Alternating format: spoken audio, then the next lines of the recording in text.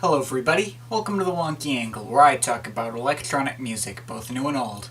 And today I am going to be talking about the 7th album from Air,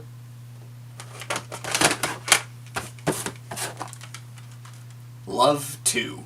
So this seems to be one of the more overlooked entrants in the Air discography.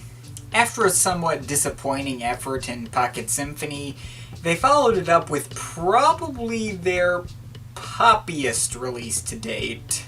So, warning, if you don't like Air's poppier material like Kelly Watch the Stars, Sexy Boy, Cherry Blossom Girl, Surfing on a Rocket, or Murder Japan, you probably won't like this album much. That being said, I think this album has some of their best pop material to date. Another thing I like about this album is that it's actually very much electronic. Unlike Pocket Symphony, which kept the synthesizers to a minimum, Love 2 embraces them. The opener track, Do the Joy, is a good example of this. It's weirdly intense and gritty by Air standards.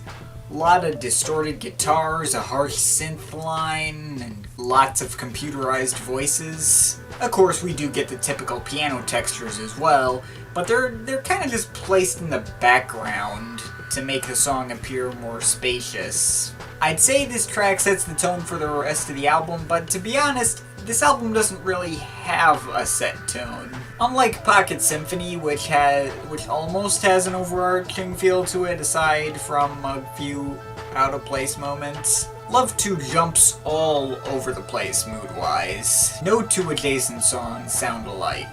This is also why I said I kinda wish Murder Japan were on this album in my Pocket Symphony review. The song wouldn't feel out of place here because the transitions from song to song are already non-existent and there's none you could have ruined. So alright, it's not cohesive at all, but it is a winner from an individual song perspective. Do the Joy may be fairly simplistic, but it is a lot of fun to listen to.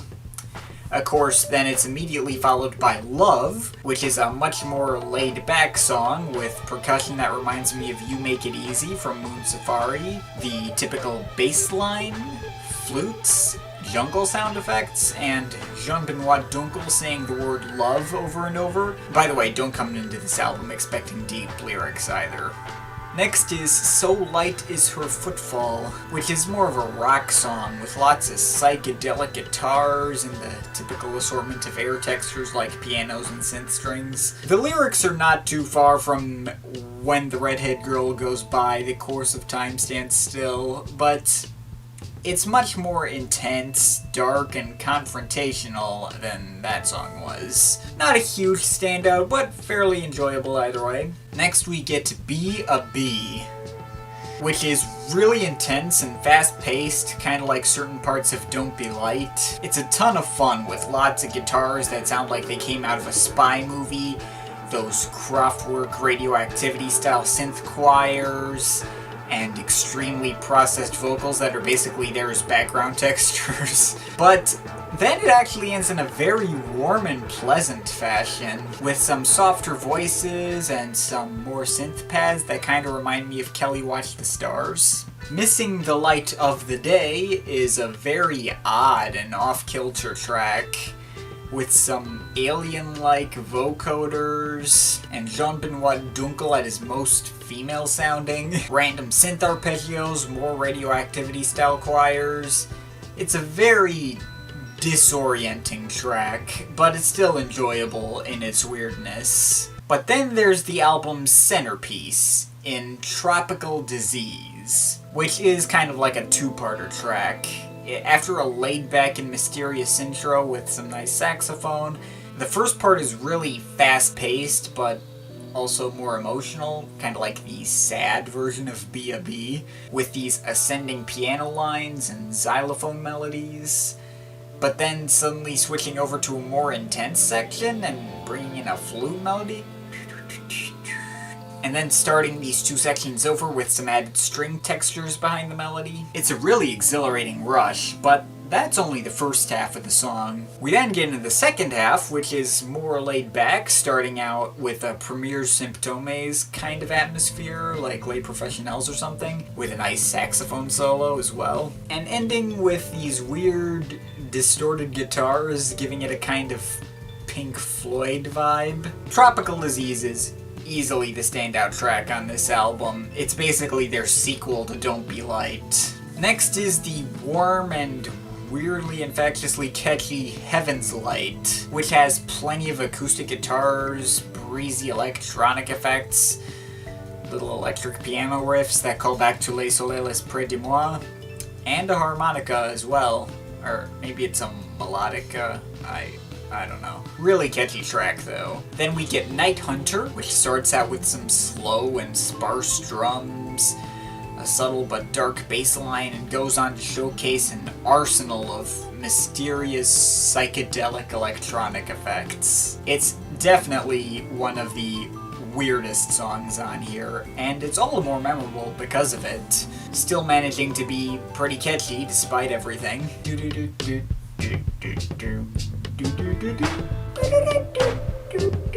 Of course, then we switch right back into the sugar sweet territory with the also typically catchy sing, sang, sung, bubbly synths, acoustic guitars, Jean-Benoit Dunkel's upper range, what have you. It comes off very similar to Cherry Blossom Girl, actually, maybe a little more electronic. I should probably mention, this track is also one where I feel like Jean-Benoit Dunkel's accent kind of gets in the way a little bit. Like, for years, my brother and I always sang to this song, like the lyrics went, do, did, done, don't be so dumb, wing, wang, wong, give me a wing. Dunkel pronounces his R's as W's here, and it's don't be so down, not don't be so dumb. We also used to think he said at the beginning you were such an alcoholic boy, but he said workaholic boy. Sing Sang Sung regardless is a fun song to sing along to though. And then there's Eat My Beat, which is very similar to B.A.B. Once again fast-paced and slowly building up and getting more intense. First focused around the spy movie guitars, pianos, adding on the usual synth strings, later some rougher distorted guitars and other various synth arpeggios. There aren't many Air songs that I would call epic, but this one definitely fits the bill. Awesome song. Then we get You Can Tell It to Everybody. This song has been my least favorite on this album for years, thanks to the awfully generic and thin lyrics. But to be honest, it just kind of clicked with me in preparation for this review. It's actually one of the most well fleshed out and textured songs on here instrumentally. There's lots of bubbly synth arpeggios, romantic electric guitars, various subtle electronic effects, and that harmonica, melodica, whatever from Heaven's Light. Still not one of my favorites, but it was a lot better than I initially gave it credit for. It is kind of like a more human-sounding Les Soleils Près de Moi. Finally, though, the album ends with African Velvet, a layered guitar-centric piece with an off-kilter beat and some nice saxophones near the end. Very nice and laid-back track, and like Pocket Symphony, ending off on probably the most subtle track on here. So, overall, there's a lot to like about Love 2. Sure, it's all over the place, and sure, it doesn't feel as deep as earlier Air releases, but I quite like the wide variety, and while they might not be everyone's cup of tea, I really like all the up-tempo and fast-paced songs. They're unusual for Air, and always a lot of fun to listen to, and even the weaker tracks have quite a lot to like about them. Would definitely recommend it. There's a lot of weirdness to be found here, but it's all recognizably Air. I'm overall feeling a 7.7 out of 10. Favorite tracks: Do the Joy, B.A.B., Tropical Disease, Night Hunter, Sing Sang Sung, Eat My Beat, and African Velvet. Least favorite track? So Light as Her Footfall. But of course, this is just my opinion. You can feel free to disagree with it. But I would like to hear your thoughts, so leave the comments in the comment thing down there. But yeah, that's pretty much it. That's all for today. See you next time.